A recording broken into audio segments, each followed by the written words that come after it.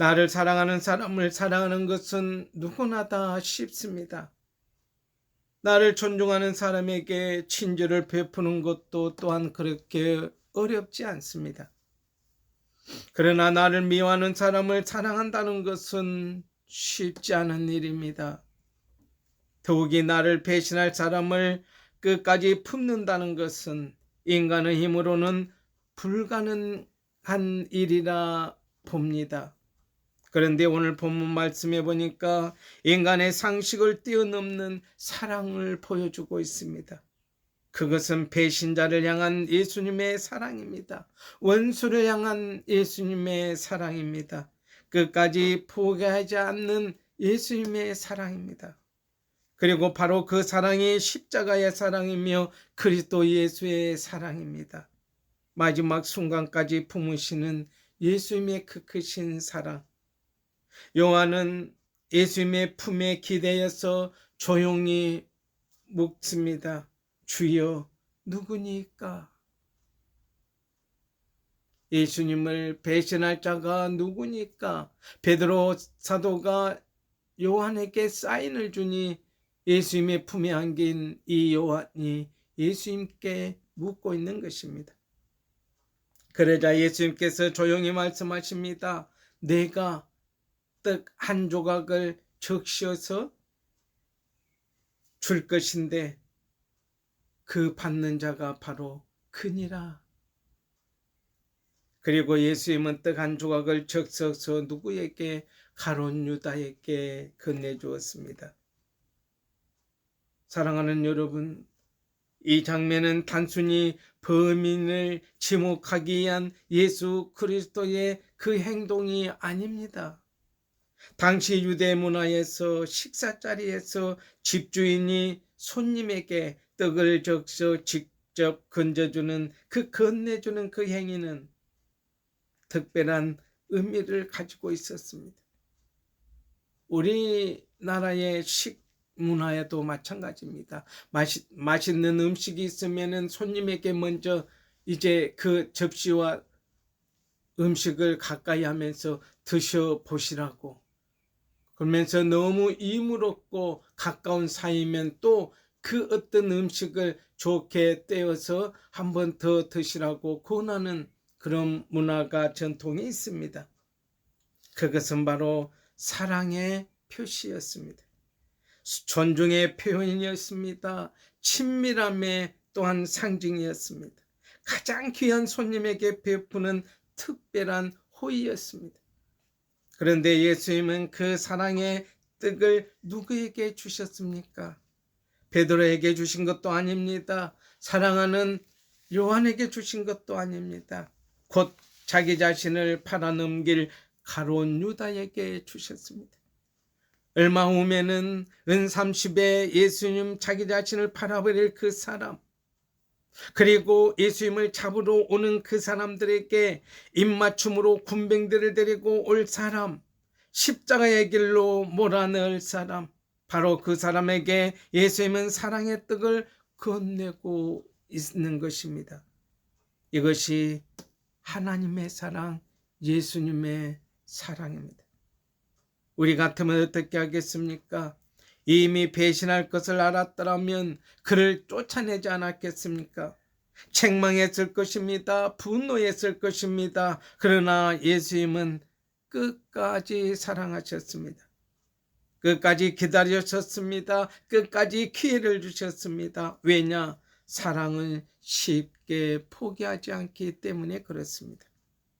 예수님의 마지막 순간까지도 이 가룟 유다가 돌이키기를 원하셨던 것입니다. 회개하기를 기다렸었던 것입니다. 돌아오기를 바라셨던 것입니다. 여러분, 이것이 바로 하나님의 마음입니다. 우리가 하나님을 떠났을 때도, 우리 삶 속에 죄 가운데 넘어졌을 때도 예수님은 먼저 손을 우리에게 내미십니다. 우리가 하나님을 찾기 전에 하나님께서 먼저 우리를 찾아오셨음을 성경을 통해 말씀하십니다. 우리가 회개하기 전에 하나님께서 먼저 기다리셨습니다. 우리가 하나님을 사랑하기 전에 하나님께서 먼저 우리를 사랑하셨습니다. 그것을 성경은 말씀합니다. 우리가 아직 죄인 되었을 때에 그리스도께서 우리를 위하여 죽으심으로 하나님께서 우리에 대한 자기의 그 사랑을 확증하셨다라고 말씀하고 있습니다. 십자가는 착한 사람들만을 위한 것 아닙니다. 또한 의인을 위한 것도 아니고 죄인만을 위한 것도 아닙니다. 배신자를 위한 것, 죄인들을 위한 것, 바로 우리 모두를 위한 것입니다. 그런데 예수님은 그 사랑을 강요하지 않습니다. 그러나 놀라운 사실은 예수님께서 가룟 유다를 억지로 붙잡지는 않으셨음을 말씀 속에서 찾아볼 수 있습니다. 예수님은 모든 것을 하셨습니다. 이 가룟 유다의 계획도 하셨습니다. 은산십에 자기를 팔 것도 알았습니다. 대제사장들과의 그 거래하는 것도 알고 계셨습니다. 그러나 강제로 그 일을 막지는 않으셨습니다. 그렇다면 왜 그랬을까? 하나님의 사랑을 강요가 아니기 때문에 그렇습니다. 하나님은 로봇을 원하지 않으십니다. 억지로 순종하는 사람을 원하지 않으십니다. 사랑은 자유를 전제로 합니다. 사랑은 선택을 존중합니다. 사랑은 기다립니다. 사랑은 초청합니다. 그러나 강제로 끌고 가지도 오지도 않는 것입니다. 우리는 누가복음 16장의 당자의 비유를 볼 수 있습니다. 아버지는 아들이 떠나는 것을 막을 수도 있었습니다. 그러나 막지 않았습니다. 대신 기다렸습니다. 눈물로 기다렸습니다. 돌아오기만을 기다렸습니다. 골목에서 오늘일까 내일일까 나가서 작은 아들을 기다렸습니다. 하나님의 사랑은 바로 이러한 사랑입니다. 우리도 때때로 하나님보다 세상을 더 사랑할 수 있습니다. 기도보다 염려를 붙들 수도 있습니다. 말씀보다 세상의 소리에 귀 기울일 수도 있습니다. 예수님보다 내 욕심을 따라갈 수도 있습니다. 그럼에도 하나님은 즉시 심판하지 않으십니다. 기회를 주십니다. 그리고 기다리십니다. 그리고 회개할 시간을 주십니다. 이 얼마나 놀라운 하나님의 은혜입니까? 지금 우리가 살아있다는 것 자체가 하나님의 은혜입니다. 오늘 또 이 한 시간 하나님 앞에 예배를 드릴 수 있다는 그 자체가 하나님의 은혜입니다. 회개할 수 있다는 것 자체가 은혜입니다. 아직 기회가 있다는 것 그 자체가 하나님의 은혜입니다. 오늘 말씀 30절에 보니까 참 안타까운 이 말씀. 조각을 받은 후 곧 사탄이 그 속에 들어간지라 27절에 말씀합니다. 그리고 그 조각을 받은 후에 가룟 유다는 떠났습니다. 그리고 밤이 되었습니다. 사탄은 갑자기 가룟 유다에게 들어간 것 아닙니다. 이미 오래전부터 가룟 유다의 마음을 두드리고 있었습니다. 작은 탐욕을 통해 들어왔습니다. 돈 사랑을 통해 들어왔습니다. 세상을 향한 욕심을 통해 가룟 유다의 마음속에 사탄이 들어왔습니다. 처음에는 가룟 유다를 유혹하였습니다. 그 다음에는 습관이 되게 만들었습니다. 마침내 그의 마음 전체를 사탄은 장악하게 되었습니다. 죄는 처음에는 작은 씨앗처럼 시작합니다. 작은 거짓말, 작은 교만, 작은 욕심, 작은 불평.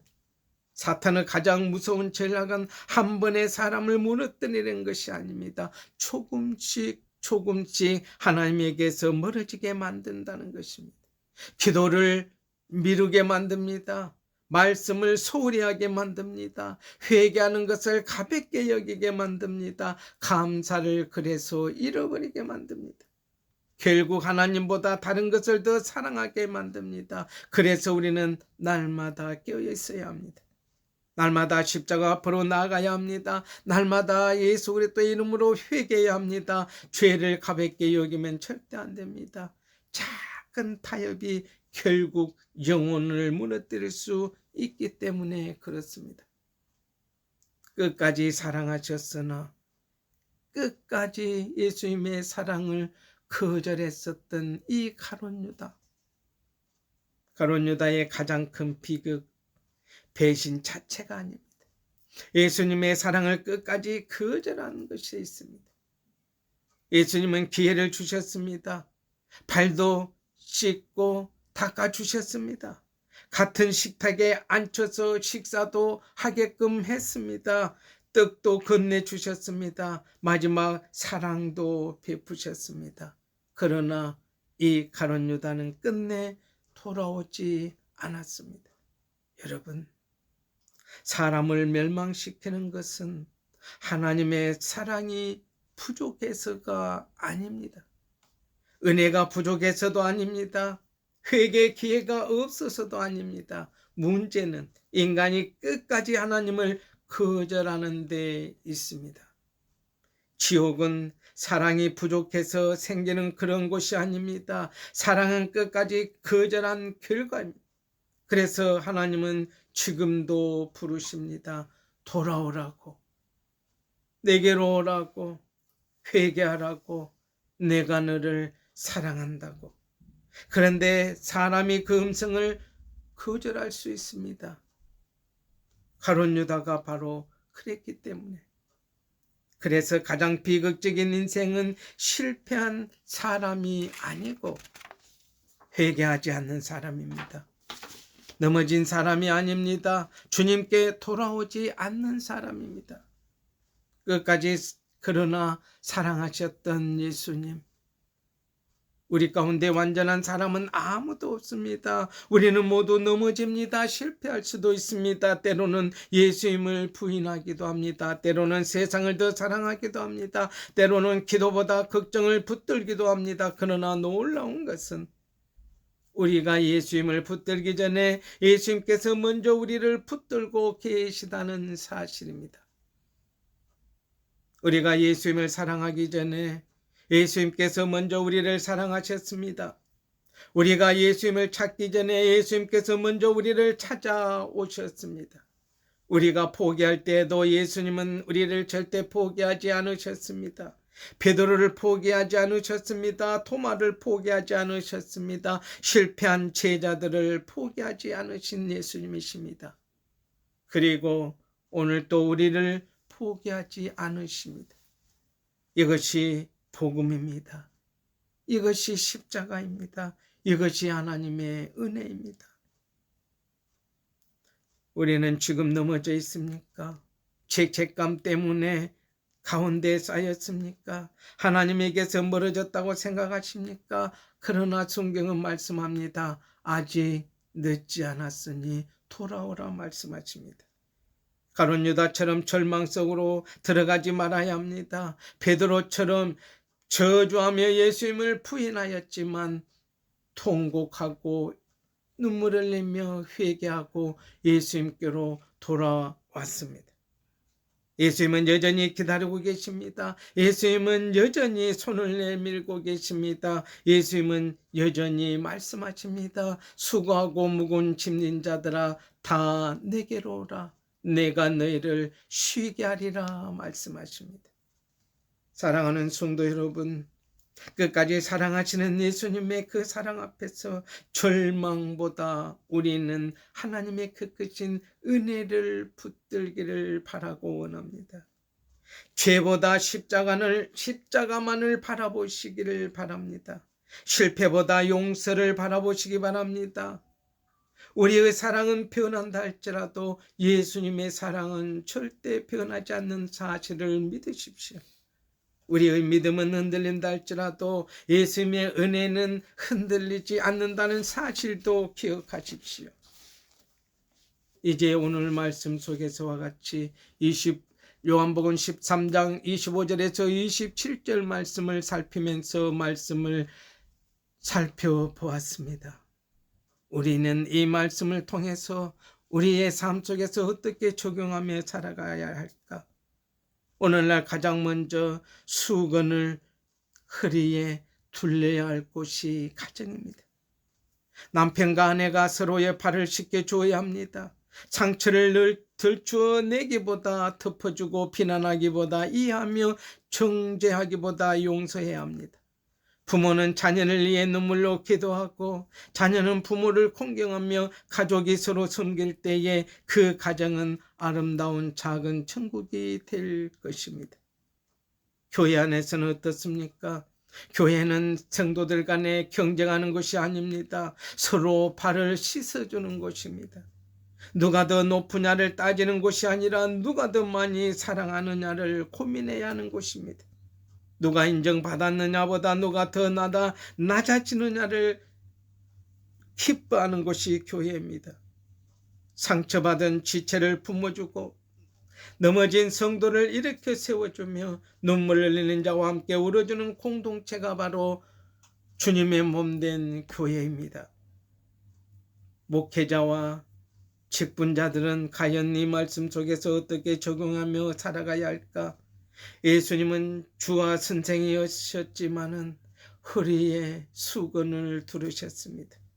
그러므로 교회의 지도자는 군림하는 사람이 아니라 섬기는 사람이 되어야 합니다. 목회자는 양떼를 사랑해야 합니다. 장로와 권사는 본이 되어야 합니다. 집사와 교사는 낮은 자리에서 헌신해야 합니다. 직분은 권리가 아니라 책임입니다. 직분은 영광이 아니라 섬김입니다. 직분은 대접받는 자리가 아니라 십자가를 지는 자리입니다. 그렇다면 오늘날 교회가 세상으로부터 신뢰를 잃어가는 이유가 무엇일까? 하나님의 그 크신 사랑이 식어가고 있기 때문입니다. 그러나 다시 회복될 길이 있습니다. 처음 사랑으로 돌아가는 것입니다. 십자가 앞으로 돌아가는 것입니다. 서로 용서하고 서로 품어주고 서로를 위해 기도하며 수건을 두르고 대화를 드는 것입니다. 그때 하나님께서 교회를 새롭게 해 주실 줄로 믿습니다. 오늘 말씀 요한복음 13장 25절에서 27절 말씀을 중심으로 영적으로 결론을 내린다면 이렇겠습니다.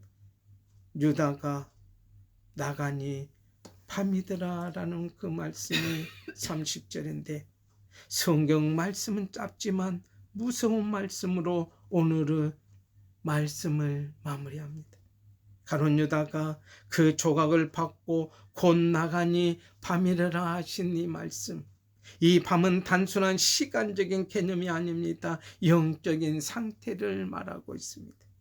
예수님을 떠난 영혼의 상태를 말씀하고 있습니다. 빛이신 그리스도 예수를 떠난 사람의 내면은 결국 어둠이 된다는 것입니다. 돈이 많아도 밤입니다. 명예가 있어도 밤입니다. 세상적으로 성공했다 할지라도 밤입니다. 예수님 없는 영혼은 결국 밤입니다. 그러나 놀라운 사실이 있습니다. 가룟 유다가 어둠 쪽으로 걸어나갈 때에 예수님은 십자가를 향하여 걸어가고 계셨다는 사실입니다. 한 사람은 배신의 길로 갔지만 예수님은 구원의 길로 가셨다는 것입니다. 한 사람은 어둠을 선택했지만 예수님은 세상의 빛이 되기 위해 십자가를 선택하셨다는 것입니다. 한 사람은 자기 자신을 위해 살았지만 예수님은 죄인들을 위해 죽으셨습니다. 그리고 그 십자가의 사랑이 오늘 또 우리를 부르고 있습니다. 내게로 돌아오라고, 내가 너를 버리지 아니하리라고, 내 사랑을 끝까지 버리지 않겠노라고. 그러므로 사랑하는 성도 여러분, 가룟 유다처럼 어둠 속으로 걸어가는 인생이 아니라 십자가를 향해 걸어가신 예수님을 따라 빛 가운데 행하는 성도들 다 될 수 있기를 바라고 원합니다. 끝까지 사랑하시는 예수님의 그 크신 은혜 안에서 우리는 대여와 수건을 들고 섬김의 본을 따라 살아가는 참된 제자들이 될 수 있기를 예수님의 이름으로 축원합니다. 기도하겠습니다. 하나님 아버지, 은혜와 사랑에 진심으로 감사하고 감사를 드립니다. 오늘 말씀을 통하여 우리 자신의 모습을 돌아보게 하시니 감사합니다. 우리 안에도 가룟 유다와 같은 욕심과 교만이 있음을 고백합니다. 예수님보다 세상을 더 사랑했었던 것을 용서해 주십시오. 예배를 드리면서도 마음이 멀어졌던 건 용서해 주시고 하나님의 말씀을 들으면서도 순종하지 못했었던 건 용서해 주시고 예수님께서 끝까지 가룟 유다를 사랑하셨듯이 끝까지 우리를 포기하지 않으시는 은혜에 감사를 드립니다. 그러므로 넘어질 때마다 다시 일어나게 하시고 절망보다 십자가를 바라보게 하시며 베드로처럼 눈물로 회개하며 예수님께로 돌아오는 성령이 내게 임하셔서 우리의 가정을 사랑의 공동체로 만들어 주시고 교회를 섬김의 공동체로 회복시켜 주시고 우리 모두가 대화와 수군을 들고 살아가는 참된 제자된 삶을 살아갈 수만 있도록 그래서 이 마지막 때 소금과 빛으로 그리스도 예수만을 붙들고 생명의 길을 걸어갈 수만 있도록 하나님 역사하시고 인도하시고 함께하여 주시옵기를 간절히 바라옵고 주님 원합니다. 영적으로 깨어있어 날마다 하나님의 말씀으로 쳐서 복종시켜 그 말씀의 인도하심을 따라 이끄심을 따라 삶에 사랑하며 배우며 믿으며 나누며 전하며 예수 그리스도의 증인된 삶을 살아가는 우리 모두의 인생이 복된 인생 될 수만 있도록 하나님 붙드시고 인도하시고 선한 통으로만 사용하여 주시옵소서. 감사를 드리옵고 예수님 이름으로 기도드리옵나이다. 아멘. 지금은 우리 주 예수 그리스도의 크신 은혜와 하나님 우리 아버지의 무한하신 끝없는 사랑하심과 성령님의 감화감동 교통하심 성부 성자 성령 삼일체 하나님의 은혜와 사랑과 평강의 역사가 끝까지 사랑하시는 예수 그리스도의 사랑을 붙들고 은혜를 붙들고 우리는 세상 속에 나아가 대화와 수군을 들며 성김의 본을 따라 살아갈 수 있도록 결단하는 사랑하는 성도들의 머리 위에 믿음 위에 가정 위에 삶의 자리 위에 직장과 사업장 일터 위에 하나님의 몸된 교회 위에 은혜와 평강교회 위에 이 나라 이 땅 위에 그리고 복음 들고 땅끝까지 증가하는 그 선교사들의 사역 위에 영원토록 함께 없이기를 축원하옵나이다. 아멘.